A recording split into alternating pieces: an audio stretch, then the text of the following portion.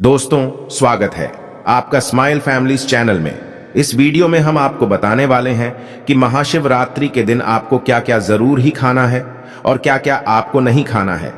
इस वीडियो में हम आपको विस्तार से यह जानकारी बताएंगे कि महाशिवरात्रि के दिन ऐसी कौन सी शिवलिंग पर ऐसी कौन सी चीज चढ़ा देना है या फिर ऐसी कौन सी चीज आपको खा लेना है जिससे आपको लाभ ही लाभ हो, आपको धन दौलत की प्राप्ति हो। इसलिए आप इस वीडियो को अंत तक जरूर देख लेना। मानकर चलिए, अगर आप इस वीडियो को अंत तक देख लेते हैं तो मैं महादेव की सौगंध खाता हूं कि आपकी जो कोई मनोकामना है वह पूर्ण ना हो जाए तो मुझे बताना। दोस्तों, यह उपाय अभी तक हम लाखों और करोड़ों व्यक्तियों को बता चुके हैं, इसलिए इस उपाय को आपको भी हम बता रहे हैं। और आपसे एक विशेष अनुरोध है कि इस वीडियो को ज्यादा से ज्यादा शेयर करें, जिससे कि हर एक भारतीय नागरिक तक जरूर पहुंचे और कमेंट में हर हर महादेव अवश्य लिखें। दोस्तों, आपको कौन सी चीज है जो भूल कर भी नहीं खानी चाहिए? हमारी माताएं बहनें महाशिवरात्रि का व्रत रखती है और उनका व्रत खंडित ना हो जाए, इसके लिए माता बहनों को इन बातों पर विशेष ध्यान करना चाहिए कि वह क्या खा रही हैं और क्या नहीं खा रही है। दोस्तों, महाशिवरात्रि साल भर में सिर्फ एक ही बार पड़ती है और इस दिन किए गए उपाय एवं कार्य से लाभ ही लाभ होता है। भगवान महादेव की कृपा विशेष रूप से होती है। दोस्तों, आपको बता दें कि अगर शिवरात्रि के दिन कुछ ऐसा या वैसा खा लिया जाए तो महादेव का क्रोध का सामना करना पड़ता है उस व्यक्ति को। इसलिए स्माइल फैमिलीज चैनल आपसे विशेष अनुरोध करके कहना चाहेगा कि इस वीडियो को पूरा देख लेना और यह अच्छे से जान लेना कि महाशिवरात्रि के दिन आपको क्या खाना है और क्या नहीं खाना, क्योंकि एक छोटी सी गलती महादेव को आपसे रुष्ट करा सकती है और एक छोटा सा कार्य आपको महादेव के करीब ला सकता है। महादेव की कृपा प्राप्त करने के लिए शिवरात्रि का पर्व साल का सबसे बड़ा पर्व माना जाता है। इस दिन व्रत किया जाता है। दोस्तों, यह साल भर का सबसे बड़ा पर्व होता है महादेव को प्रसन्न करने का। और इस दिन दोस्तों, हम आपको विशेष रूप से बताएंगे कि सबसे पहले हम इस वीडियो में बताएंगे आपको कि महाशिवरात्रि के दिन आपको कौन सी चीज अवश्य खाना है और कौन सी चीज भूल कर भी नहीं खाना है। दोस्तों, जिससे आपको महादेव की कृपा ही कृपा प्राप्त हो और आपकी हर एक मनोकामना इस दिन पूर्ण करने का महाउपाय भी बताने वाले हैं। दोस्तों, और इस वीडियो में हम यह भी बताएंगे कि शिवरात्रि के दिन महादेव पर ऐसी कौन सी वस्तु चढ़ा देने से लाभ ही लाभ होगा। दोस्तों, इस वीडियो को आप पूरा देख लेना। आपको अंत में इस वीडियो में मैं ऐसा उपाय महाउपाय बताऊंगा। दोस्तों, मैं यह बताऊंगा कि आपको महादेव के ऊपर ऐसा क्या चढ़ा देना है जिससे आपकी मनोकामना बहुत जल्दी या फिर हल्की हल्की पूर्ण हो जाएगी।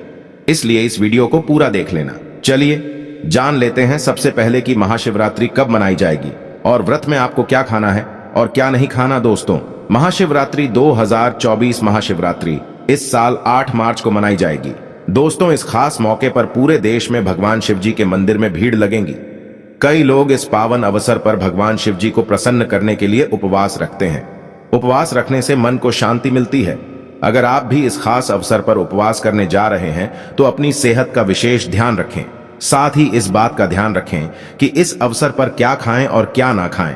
आज हम आपको इस लेख में व्रत के दौरान क्या खाना चाहिए और क्या नहीं खाना चाहिए के बारे में विस्तार से बताएंगे। आइए जानते हैं शिवरात्रि पर क्या खाएं और क्या ना खाएं, शिवरात्रि के व्रत में क्या ना खाएं। दोस्तों, इस वीडियो के अंत में मैं आपको यह भी बताऊंगा कि आप महादेव पर ऐसी कौन सी चीज चढ़ा देते हैं जिससे महादेव आपसे सबसे जल्दी प्रसन्न हो जाते हैं और मनोवांछित फल प्रदान करते हैं। आइए जानते हैं। दोस्तों, चाहे कुछ भी हो जाए, महाशिवरात्रि के दिन मांस मदिरा का सेवन गलती से भी मत करना, नहीं तो आपके साथ कुछ भी हो सकता है। महाशिवरात्रि के दिन देर तक कभी ना सोएं, इससे आपका भाग्य बिगाड़ सकता है। भगवान भोलेनाथ रूठ सकते हैं। महाशिवरात्रि के दिन दाल चावल या गेहूं से बने पकवान नहीं खाना चाहिए। इस दिन आप सिर्फ फल, दूध, चाय और कॉफी ले सकते हैं। दोस्तों, अगर आप भगवान भोलेनाथ जी को प्रसन्न करना चाहते हैं तो इस दिन काले कपड़े भूलकर भी मत पहनना। इस दिन जितना ज्यादा हो सके भगवा रंग, यह लाल रंग का ही कपड़ा पहने, बहुत ही शुभ और मंगलकारी माना जाएगा। इस दिन गलती से भी पति पत्नी शारीरिक संबंध भूलकर भी ना बनाएं, अन्यथा भगवान भोलेनाथ के क्रोध का सामना आपको करना पड़ेगा। इस दिन जितना ज्यादा हो सके दान पूर्ण करें। भगवान भोलेनाथ को अगर खुश करना है तो यह बातें गांठ बांध लें। दोस्तों, ये पाप कभी मत करना। महाशिवरात्रि के इस पावन अवसर पर शिवलिंग पर भूलकर भी ये चीजें मत चढ़ाना, नहीं तो जिंदगी भर आपको किसी बड़ी परेशानी का आपको सामना करना पड़ सकता है। आपका व्रत टूट भी सकता है। भगवान भोलेनाथ अत्यंत क्रोधित हो सकते हैं, जान लीजिए, नहीं तो आपके व्रत रखने का कोई भी फायदा नहीं। तो चलिए जानते हैं दोस्तों। नंबर 1, तुलसी। पौराणिक कथाओं के मुताबिक तुलसी को माता लक्ष्मी जी का स्वरूप माना जाता है। माता लक्ष्मी जी भगवान विष्णु जी की अर्धदांगिनी है। भगवान विष्णु शालिग्राम की पूजा में ही तुलसी का प्रयोग किया जाता है। ऐसे में शिवलिंग पर तुलसी का प्रयोग वर्जित है। यह आपको पाप का भागीदार बना सकता है। ऐसा अनर्थ कभी मत करना दोस्तों। नंबर 2, सिंदूर। सिंदूर एक प्रकार से श्रृंगार की वस्तु है जो सभी देवियों को चढ़ाया जाता है, परंतु भगवान भोलेनाथ बैरागी हैं और वह महाकाल है, इसीलिए उन्हें सिंदूर नहीं चढ़ाया जाता है। ऐसा पाप आप कभी मत करना दोस्तों। नंबर 3, शिवरात्रि के पावन अवसर पर जितना ज्यादा हो सके आपको भगवा रंग पहनना चाहिए। भगवान भोलेनाथ अति प्रसन्न होते हैं। इस दिन काले कपड़े पहनने से बचना चाहिए और मंदिर में काले वस्त्र पहनकर कभी प्रवेश न करें दोस्तों। नंबर 4, हल्दी। सभी देवी देवताओं की पूजा में हल्दी का उपयोग किया जाता है, लेकिन कुछ का मानना है कि विनाश के देवता भगवान भोलेनाथ जी को अर्पित नहीं करना चाहिए, क्योंकि हल्दी सौभाग्य का प्रतीक है दोस्तों। 5 केतकी के फूल। पौराणिक कथाओं के मुताबिक केतकी के फूल भी शिवलिंग पर नहीं चढ़ाना चाहिए, क्योंकि एक बार केतकी के फूल भगवान ब्रह्मा के झूठ में साथ दिया था। यह बात जानकर भगवान भोलेनाथ ने क्रोध में आकर केतकी के फूल को श्राप दे दिया दोस्तों। नंबर 6, नारियल पानी। एक पौराणिक मान्यताओं के अनुसार ऐसा कहा जाता है कि शिवलिंग पर नारियल पानी नहीं चढ़ाना चाहिए, क्योंकि यह शुभ नहीं माना जाता दोस्तों। नंबर 7, शंख जल। भगवान भोलेनाथ ने शंख चूर्ण नाम के असुर का वध किया था। शंख को उसी असुर का प्रतीक माना जाता है जो भगवान विष्णु का भक्त था, इसीलिए विष्णु भगवान की पूजा शंख से होती है, शिव की नहीं दोस्तों। नंबर 8, तिल। यह भगवान विष्णु के मैल से उत्पन्न हुआ था माना जाता है, इसीलिए इसे भगवान भोलेनाथ को नहीं अर्पित किया जाना चाहिए दोस्तों। नंबर 9, टूटे हुए चावल। भगवान भोलेनाथ को अक्षत यानी साबुत चावल अर्पित किए जाने के बारे में शास्त्रों में लिखा है। टूटा हुआ चावल अपूर्ण और अशुद्ध होता है, इसीलिए यह भगवान भोलेनाथ को नहीं चढ़ता। आप ऐसा अनर्थ सेट करना, चावल चढ़ाने से पहले ध्यान से देख ले, कहीं चावल टूटा हुआ ना हो, खास तौर से शिवरात्रि पर। यह चीजें भगवान भोलेनाथ को चढ़ाने से भी व्यक्ति का भाग्य चमक उठता है। भगवान भोलेनाथ होते हैं अति प्रसन्न। तो चलिए जानते हैं दोस्तों। नंबर 11, गंगा जल। भगवान विष्णु के चरणों से निकली और भगवान भोलेनाथ की जटा से धरती पर उतरी है, इसीलिए सभी नदियों में गंगा परम पवित्र गंगा जल से भगवान भोलेनाथ का अभिषेक करने से मानसिक शांति और सुख की प्राप्ति होती है दोस्तों। नंबर 12, गन्ने का रस और का प्रतीक माना जाता है। शास्त्रों में इसे बहुत ही पवित्र माना गया है। प्रेम के देवता कामदेव का धनुष गन्ने से बना है। देव प्रबोधनी एकादशी के दिन गन्ने का घर बनाकर भगवान विष्णु की देवी तुलसी की पूजा की जाती है दोस्तों। नंबर 13, 3 पत्तों वाला बेलपत्र। 3 पत्तों वाला बेलपत्र जो कटा फटा नहीं हो, ऐसा भगवान भोलेनाथ को चढ़ाएं। 3 पत्तों वाला बेलपत्र त्रिदेव ब्रह्मा विष्णु महेश का प्रतीक माना जाता है। महाशिवरात्रि के अवसर पर बेलपत्र अर्पित करने से शिवलोक की प्राप्ति होती है, ऐसा पुराणों में बताया गया है दोस्तों। नंबर 14, धतूरे का फूल। धतूरे के फल के समान धतूरे का फूल भी भगवान भोलेनाथ को प्रिय है। इसका कारण यह है कि यह सफेद होता है और औषधीय कारणों से गुणकारी होता है। मानसिक शांति के लिए धतूरे के पुष्प को शिवलिंग पर अर्पित करें दोस्तों। नंबर 15, चांदी के नाग नागिन के जोड़े कि ग्रहों के अशुभ प्रभाव के कारण घर में सुख शांति की कमी और आर्थिक परेशानियों को दूर करने के लिए महाशिवरात्रि के अवसर पर भगवान भोलेनाथ को नाग नागिन के जोड़े समर्पित करें। इससे काल सर्प और नाग दोष समाप्त होता है दोस्तों। नंबर 16, धतूरा। भांग की तरह धतूरा भी एक जड़ी बूटी है। भगवान भोलेनाथ के सिर पर छड़े विष के प्रभाव को दूर करने के लिए धतूरे का प्रयोग भी किया गया था, इसीलिए भगवान भोलेनाथ को धतूरा भी प्रिय है। महाशिवरात्रि के अवसर पर शिवलिंग पर धतूरा अर्पित करें। इससे शत्रुओं का भय दूर होता है, साथ ही धन संबंधी मामलों में उन्नति होती है। दोस्तों, नंबर 17, भांग। भगवान भोलेनाथ ने हलाहल विषपान किया। इस बीज के उपचार के लिए कई तरह की जड़ी बूटियों का प्रयोग देवताओं ने भी एक है, इसीलिए भगवान भोलेनाथ को अत्यंत प्रिय है। और से शिवरात्रि के अवसर पर भांग के पत्ते को पीसकर दूध या जल में घोलकर भगवान भोलेनाथ का अभिषेक करें तो रोगों से मुक्ति मिलती है। दोस्तों, अब बात करते हैं कि आपको महाशिवरात्रि व्रत में क्या खाना। देखिए दोस्तों, जो महाशिवरात्रि होती है वह गंगा जल की हर एक बूंद की तरह पवित्र मानी गई है, शुभकारी मानी गई है। हमारे हिंदू परंपरा में शिवरात्रि का बहुत महत्व है और यह पर्व फाल्गुन मास के कृष्ण पक्ष की चतुर्दशी को मनाया जाता है। भगवान भोलेनाथ भोले भंडारी हैं। वे एक लोटा जल से भी प्रसन्न हो जाते हैं, मात्र एक बेलपत्र से भी अति प्रसन्न हो जाते हैं। लेकिन भगवान भोलेनाथ शीघ्र ही गुस्सा भी हो जाते हैं। जहां भगवान भोलेनाथ को कुछ चीज प्रिय है तो वहीं कुछ चीज आप यह भी हैं, कुछ चीज ऐसी हैं जिनका भगवान भोलेनाथ की पूजा में अगर इस्तेमाल ना किया जाए तो भगवान भोलेनाथ का पूजन अधूरा रह जाता है। वही कुछ चीजें ऐसी होती हैं जो अगर अनजाने में आप भगवान भोलेनाथ को अर्पित कर देंगे तो उससे भगवान भोलेनाथ आपसे रुष्ट हो जाएंगे।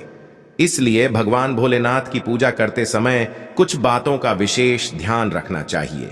आज के इस वीडियो में हम आपको बताएंगे कि महाशिवरात्रि के पावन पर्व पर क्या करें क्या ना करें, कौन सी ऐसी वस्तुएं हैं जो भगवान भोलेनाथ को अति प्रिय हैं और कौन सी ऐसी वस्तु है जो भगवान भोलेनाथ को बिल्कुल भी प्रिय नहीं है, और कौन सी वस्तु है जो भगवान भोलेनाथ को भूल से भी अर्पित नहीं करना चाहिए।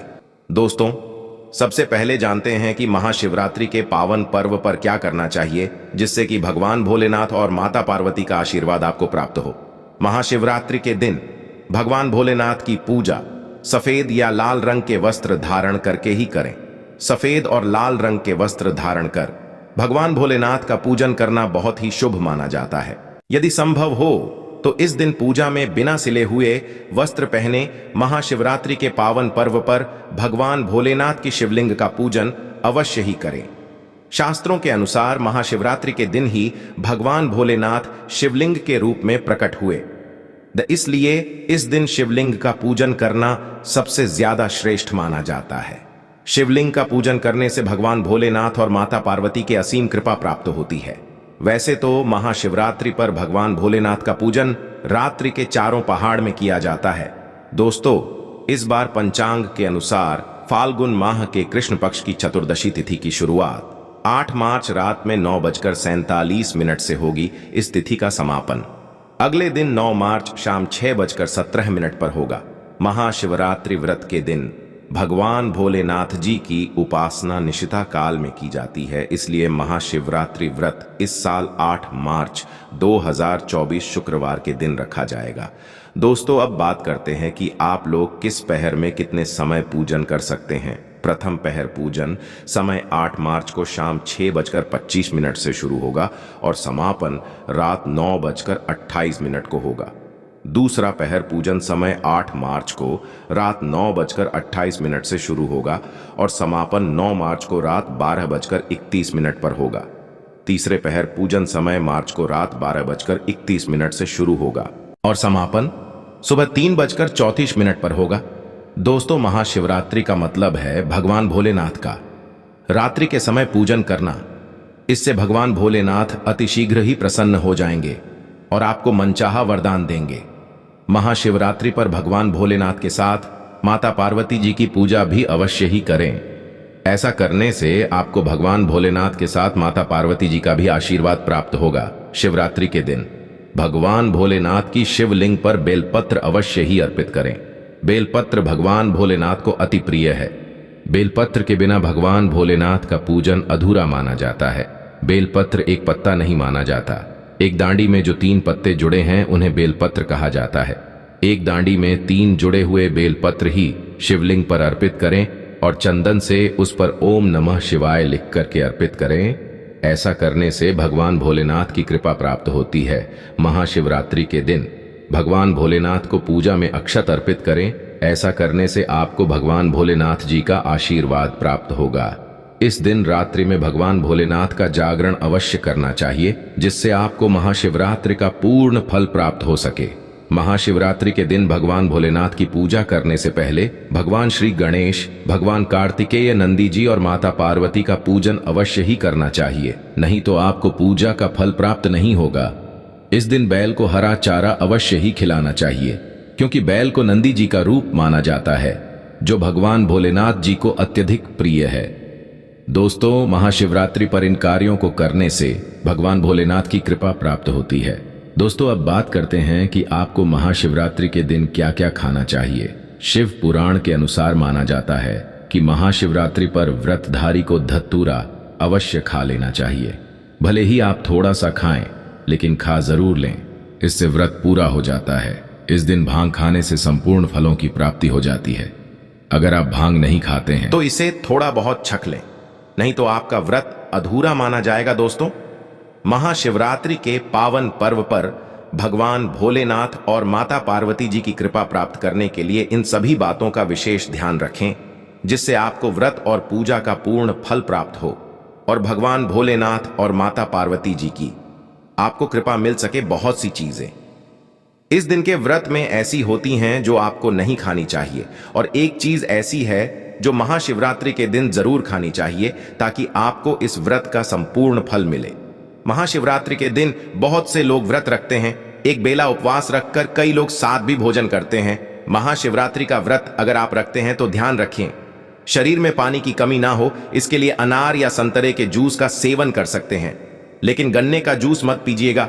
महाशिवरात्रि के दिन फलाहार में सेब, संतरा, पपीता, केला, खीरा वगैरह खा सकते हैं। दोस्तों, सच्चे दिल से कमेंट बॉक्स में लिखें हर हर महादेव, एक लाइक जरूर करें। धन्यवाद।